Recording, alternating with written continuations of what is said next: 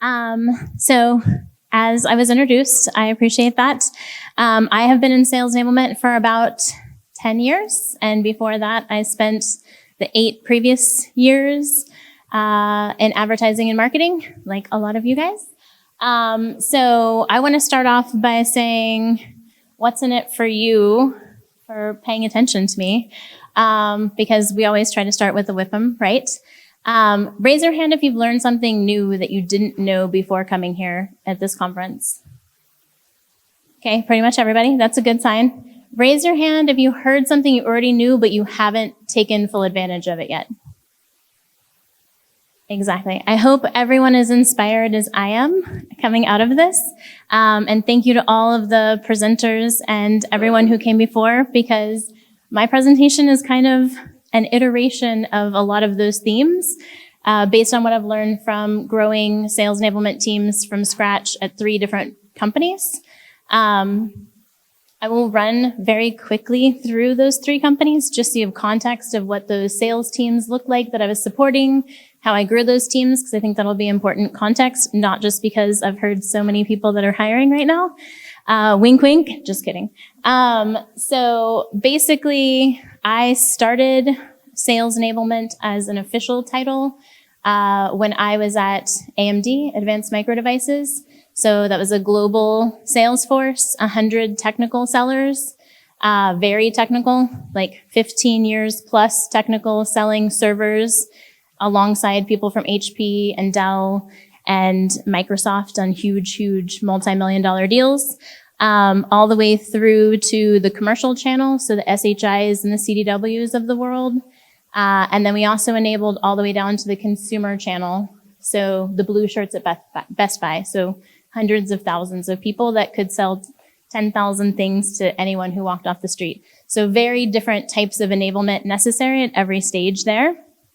Then when I left there, I went to a small startup here in town called Spiceworks that sells to marketers, advertising, research, content, products that are focused on the IT and technical buyers of companies around the world.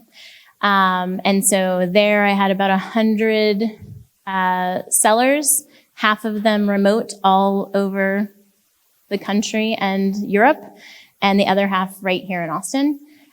So again, had to switch back and forth between in-person and blended learning to make sure everyone got what they needed there. And then currently I'm at a company called Cision, and we are in the SaaS space. And my team is the North American team, and we support about 500 sellers in North America and about a dozen different types of sales roles in 10 locations. And then we're the only enablement team for the globe. So anything we do, then we work with the product marketers and regional sales leaders to figure out how they can then take that and use it in region. So again, just to give you context, that's my experience set. And in all of these environments, I've learned that you have to keep it simple, even for the super technical people. So I've come up with the 4 lessons that I've learned. So the first is when you're starting to do anything new, no matter what it is, the first thing you have to do is build credibility. The second thing is having the right tools. And we'll talk about, I've done this with 0 budget and just myself. And I've done it with having best-in-class tools and getting headcount. Metrics matter. We've heard a lot of that at this conference. So hopefully if you walk out of here, you'll know that. The other thing is that even if you don't have all the metrics, you have enough data from certain places. That's a starting point. Start there and grow. Just like the theme of, I'd rather have something 70% right or good now when I need it versus 100% perfect a month later, right? Same thing with metrics. And then growing subject matter experts. A lot of times we feel in the enablement space that subject matter experts are just from product marketing or from the sales ops team because you're doing a Salesforce process or integration or something like that. My favorite thing to do is to grow your top sellers into subject matter experts. Take your managers who are just getting started and take their sales skills and help them grow their own credibility by becoming a subject matter expert at the sales process. And that's my favorite part of the whole thing. So spoiler alert, you'll see that later. So let's take on each one of these separately. So the first thing is building credibility. So for me, every time I'm building a new sales enablement function, the first thing I try to do is get quick wins, right? Because that builds my credibility. That gives me an opportunity to go ask for more budget, ask for people, and have a very clear picture of what I would do with that additional dollar or that additional person. So how do you do that? We just heard from the presenter before this that the first thing that you should do is go talk to people. That's my go-to. I'm a people person. So I like to go to the people. I came from advertising. I love a focus group. Love it, love it, love it. Unaided questions. I just want to know, what are your biggest pain points? What about it is your pain point? What is the barrier that's in your way? Even if it has nothing to do with sales enablement, I want to understand everything about it, because a lot of times they are really good because they tend to be really decisive of going, oh, we just need a one-sheeter on this. Like that would solve everything. It won't. It may, but it probably won't. You need to get to the core thing, that kernel of truth at the center of it, and understand that thing. And even if it's not sales enablement, this is a cross-functional function. Like that's the best part. So you can go, and because you're building credibility, once you're started building credibility in your own space, you can go to those other teams and share what you uncovered and say, how can I help? How can my team help? This is the number 2 thing that's impacting the sales team. I already fixed number 1. How can we fix this? How can we make this clearer, smoother, 10 clicks instead of 30, 5 clicks instead of 10? How can we make this easier for everyone? You have that opportunity to really be sales acceleration. That's what sales enablement at my company is called, is sales acceleration. Because I work on the RevOps team, and we fix a lot of stuff across the company that most of the time you wouldn't consider to be sales enablement. You have the coolest job in the world. You are so empowered if you can get to what are the most important things that are going to make a difference. So understanding what it is that the blocker is, what it is that the underlying goal is, not just taking it at a surface level. We just need a training on this. When I worked in AMD, half of the requests that would come my way, I would say, let's do a quick sync on this, because I want to really understand this. And I had a form that had 5 questions, and we would just have a conversation, and I would fill out the form as we went. Half of the requests would die in the first 5 minutes of that conversation because they couldn't answer simple things when they requested a training of, if we do this training with your team, what's going to change? What are you trying to address? They didn't know. What does it look like if I hit a home run with this? If I give you the best training possible ever in the world, what would that do for your team? They have no idea. Why am I doing that then? Why are we taking your team off the floor for something if you don't even know what the actual impact would? Well, they're asking for it. Well, why are they asking for it? Let's get to the core thing. I want to go fix that thing, not just be an order taker. So I definitely ask a lot of opinions, but I want to get to the kernel. I don't want to just be an order taker. The other thing is there's a ton of data out there. Like I said, I work on the RevOps team, BI teams, data teams. They're all over your company. Even if they're not in your function, go talk to them. Those people are problem solvers with numbers. That is not my strength. That's their strength. Go to them, tell them what you're trying to do, and see if you can leverage their strength to get the data that you need without you having to go learn a whole other skill set that may or may not be your thing. Super, super helpful, because when you're going to leadership to go try to do this and you're building credibility, you need both sides. I've uncovered the thing that we need and the kernel, and then this is the impact to the business if we go do this thing. And that's why I need the people or the tools, and sometimes both, usually both, to go do this thing. So that's my core thing there. Ask, don't tell. Ask. Like, I love data people. I love it when people come in and they're like, this is the problem. This is what you should do. That's great. I need buy-in. So if that's how your leadership team wants you to do it, cool, do it that way. But from my experience, the sales leaders that I've talked to, they want it to be collaborative.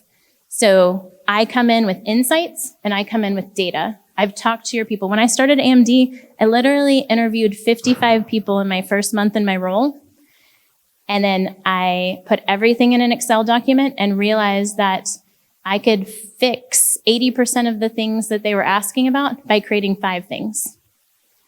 So that was my plan. This is what I heard. And I had exact quotes. And because I came from advertising, I'd like recorded all my calls and pulled out what people said so that if they called me on it, I was like, oh, okay, you want to hear? Had a whole best hits tape of their reps, frontline managers, and leaders from all the regions saying what they needed at the core. Well, I mean, if you could wave a magic wand, what would really help me is, bam. Just had it ready to go. Didn't need it, but I was ready. So having data and knowing exactly what you want to do and why is very helpful. And most of the sales leaders that I work with, they become my partner. And even if my program is perfect, they want to put their fingerprints on it. And that bothers some people, doesn't bother me. Because if my sales leaders put their 2 cents into it and make even just a little change to it, I know that now they have skin in the game. Now, when I push it out, they're going to back it up. And that is huge. That is everything that I want it to be. That's my first one. Number 2 is the tools that are going to help you scale. So really understanding from my perspective, and I learned this lesson the hard way, I found a best-in-class knowledge management system. It integrated into Salesforce. We went through and looked at all the content that we had, and we tagged it all for what part of the sales cycle it was in, what part of the buyer's journey it was in, if it was for competitive situations, if it was for certain industries, like huge matrices. And that was a really good exercise in general for auditing where we were at the time anyway. So I got benefit out of it, even though it didn't work out in the tools perspective. And then we integrated that into Salesforce, and it would automatically recommend the content that they should send based on it meeting those criteria that we put in. And then the more reps that used it, the smarter it got. And it would say, oh, you're selling into a university and you're at this sales stage. Oh, your peer sent these 3 things and closed this deal last week. Would you like to send these 3 things? Like, amazing. It was a great tool. You know how many reps I had use it? 5. 5 consistently use it. Because it wasn't how they were looking for information. It wasn't in their process. And even though I trained every single one of them on day 3 of their onboarding to go find stuff and did a fun little scavenger hunt to make sure, and they all sent me emails so I knew they know how to use it, it didn't matter. It was not part of their muscle memory, and it was an extra step to them in their minds. And I would go and sit with them and hear them complaining about, oh, now I have to go here, and then I have to go here, and then I have to go here. And just like that was a pain point for them. So where did they go to ask questions? They went to Slack. So when that didn't work out, I went and got a very agile, cool tool that integrated into Slack where they could literally do /guru space pricing, and bam, all the pricing shows up right there. And if they have a question and nothing comes up, they can press a question button and ask the question, and it would go to the person who should answer it, so they didn't have to worry about which Slack channel they were in and get Slack shamed.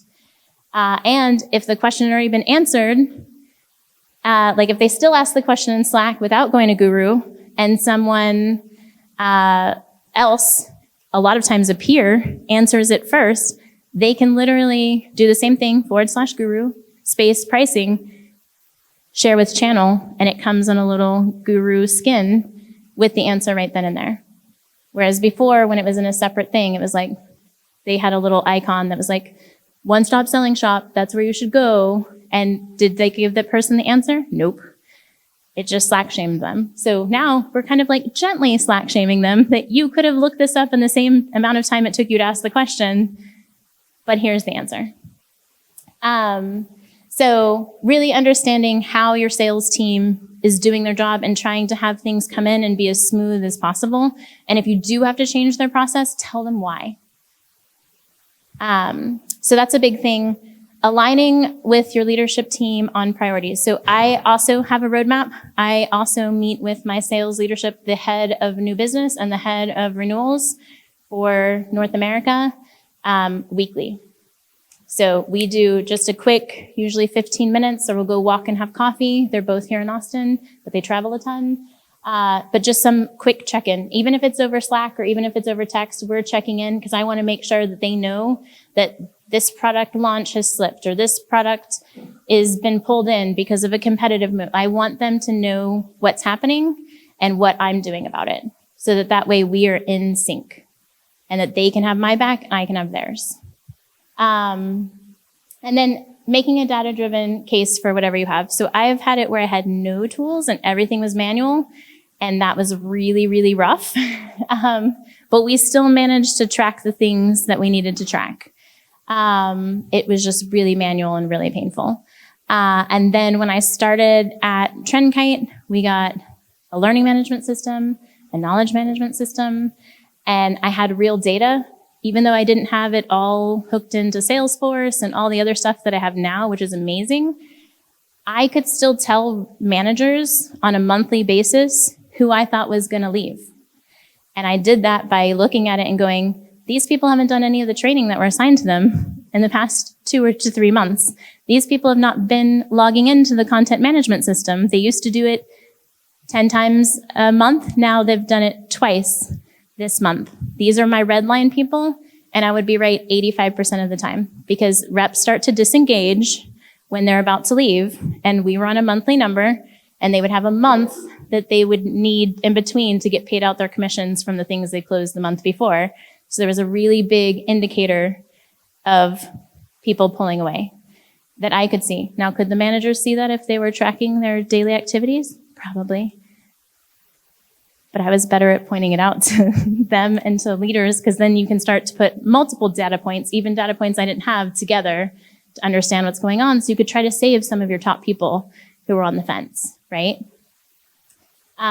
So that's that. The other thing around tools, when I didn't have them, I set really, really clear expectations of this is what I can do with the team that I have and the time that I have. These are all the other things I can't get to because I don't have these tools. If I had an LMS and I could send all this out instead of having Madeline spend 5 hours every 2 weeks scheduling all of this stuff, then I could take on this other thing. Is it worth $20K a year for you? Nope. Okay. But you're saying that's not worth it to you. I can't take on everything. I can't work 100 hours a week. I can't ask Madeline to work 100 hours a week to just do more for the same. That's not how this works. So that was super, super helpful to be able to say, these are all the things you want. When you add something back on, what does that mean? Does that mean I get another person or an intern for 20 hours a week to take on these things? Like, I'm giving you lots of options. I'm being creative, but this is what we can do with what we have. If you want more, help me pull these levers, just like sales leaders do every day when they're trying to close a deal, right? Number 3, metrics matter. So we've heard a lot about this. I'm not gonna dig into this too much, but really understanding, especially if you're starting out, which I know some of you are, we've covered the key metrics, and those are all the ones I track as well. But what are you trying to change? Even if we do ongoing training, I do product enablement, we're doing a refresh training on our managed services product.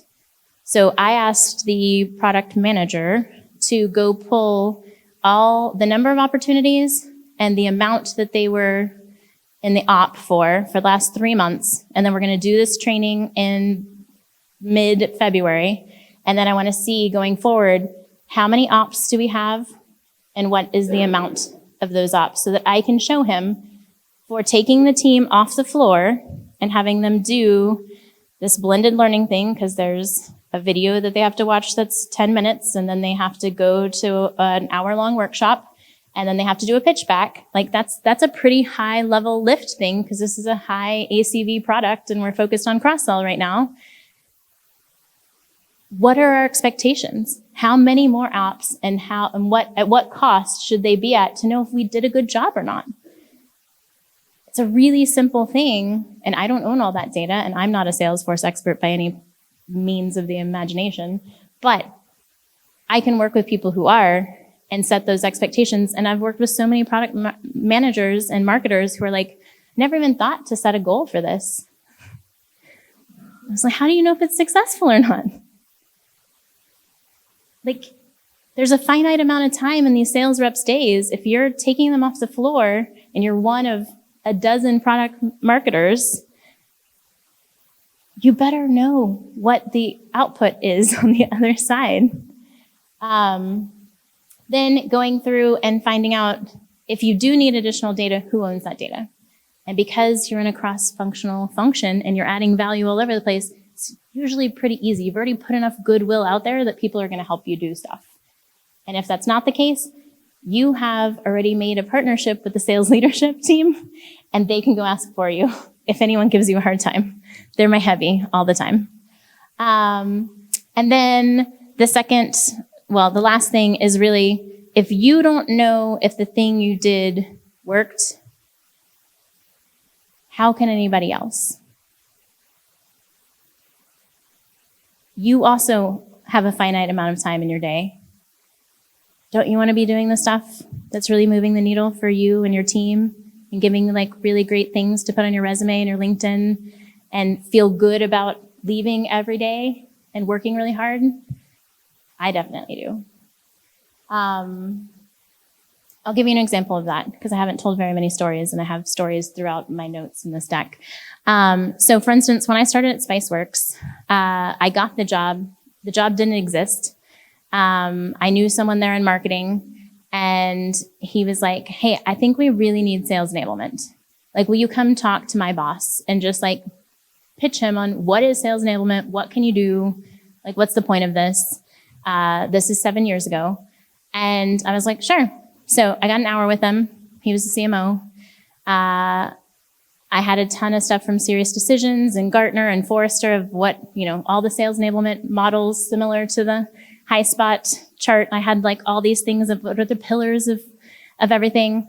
And we got to talking and he was like, well, what can you do? And I was like, well, what are you trying to do?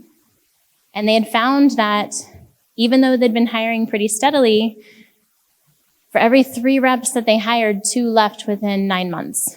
And the ramp up to full quota was 15 to 18 months.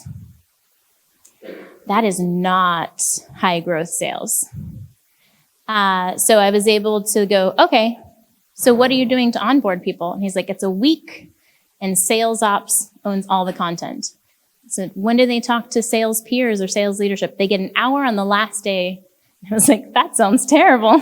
Let's rework that. So I spent the rest of my time with him whiteboarding what I would do. So it's like, what are the goals? So at the end of the first month, at the end of the first quarter, at the end of the first 6 months, like, what do you want them to have achieved? And then we back-ended, okay, if that's what they have to achieve, what do they need to know? And then layered all that information in. Fast forward, I got the job.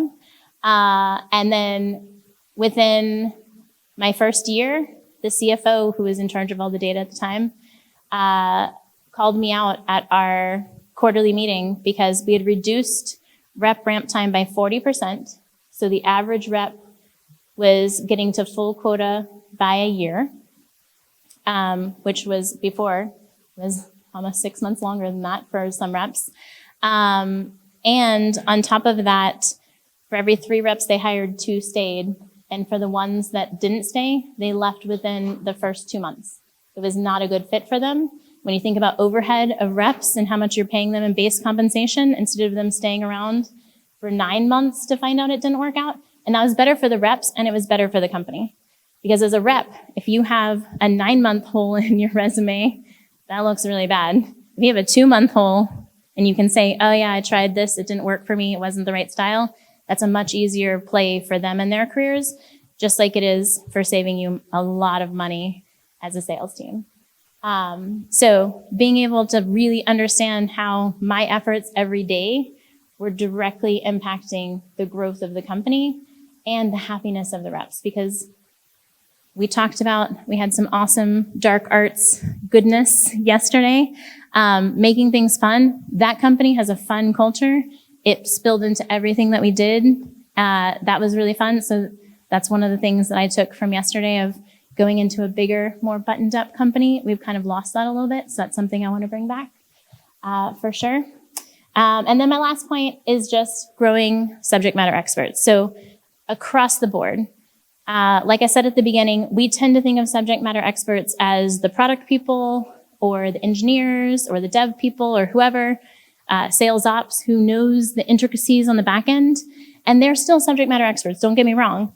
But I love getting the reps and the managers involved and having them go deep on specific products, get them going deep on specific sales methodologies, so that you have that knowledge on the floor that you can tap at any point, because they have the credibility, they have the experience, and a lot of times, if I make enough of those, I have a lot more capacity, right? Because I might have one product marketer for one brand line and have 500 reps in North America.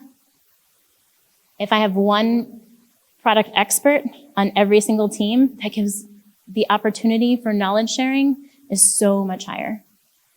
And my proud mama bear moments go up exponentially as well. And that's a great thing for them. A lot of them want to go into sales leadership, or they want to be those strategic,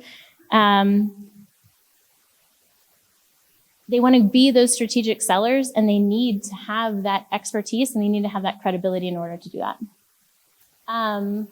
So that's my favorite part. Like I said, that's pretty much it. So I have my recap for you. I do want to ask you all to do my new favorite thing from coming from conferences, because like we talked about at the beginning, you heard some new stuff, which is super exciting. You heard some things you already knew, but that you can either do a different way, or like you're re-inspired to go back and look at those tricks you already had in your bag. What I would love for everyone to do right now is pick 1 to 2 things. Don't try to boil the ocean, just like we tell reps, that you're going to actively change based on what you heard here, so that you can make sure you have the best chance of actually putting that into action when you go back to your very full, very busy days when you get back into the office, maybe right after this or maybe on Monday. So if you can do that, I'll tell you what mine are from the dark arts session yesterday. I really am going to do the edutainment, more of that, more of the fun, like I said at the beginning. And then from the collaboration side, I have a great relationship with my folks in North America. It's a really big opportunity for me to get on a similar level with all my regional folks. So we heard that in a couple different sessions, but those are the 2 things that I'm going to try to do.